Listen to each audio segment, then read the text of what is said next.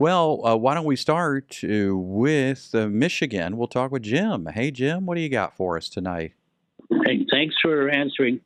I talked with you about a week and a half ago about Seventh-day Adventism and some of their doctrines. Yeah. I understand very well what you. Thanks for answering. But question came up with my little friend here.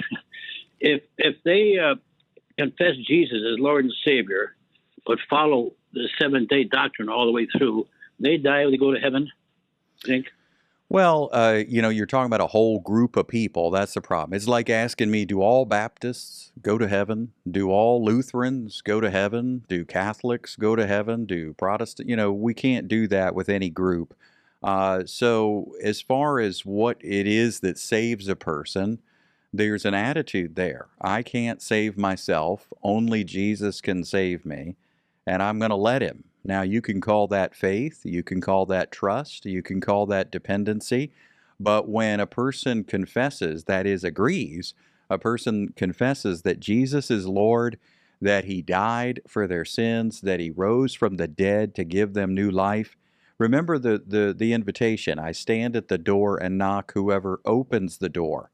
So there's believing and receiving, and that's all wrapped up in one. When you believe, you receive. He's standing at the door, you open the door, you say, I want you. You don't have to say those three words, but my point is there's an attitude of dependency, trust, faith. Whoever calls upon the name of the Lord will be saved. How did you receive the Spirit? By hearing with faith. What did they hear? Well, they heard that Jesus Christ was crucified, buried, and raised for them. And so that's how a person is saved. And the sign on the church door, I'm sorry, but the sign on the church door does not matter.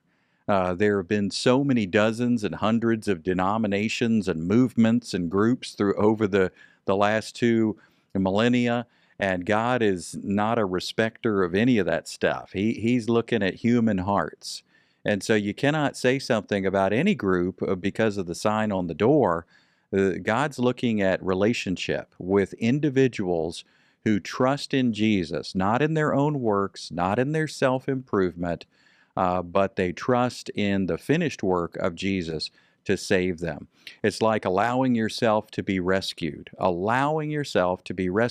being confident in the swimming ability of another as you're there drowning. You say, I'm thrashing around in the water, and man, I'm just wrestling with the water, and I'm trying to fight it.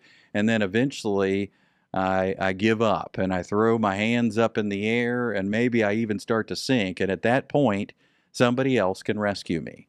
And I'm not going to fight them because I don't have anything left. And when we come to that realization, I cannot save myself. Only you can save me, Lord. And I'm going to let you. Well, that's what salvation is. And anybody in any building in the world could believe that about Jesus and receive him as Savior. And the sign out front is not the issue. It's human hearts and individuals who call on Jesus. So I hope that helps. Reach out to us again anytime, Jim. Great to hear from you.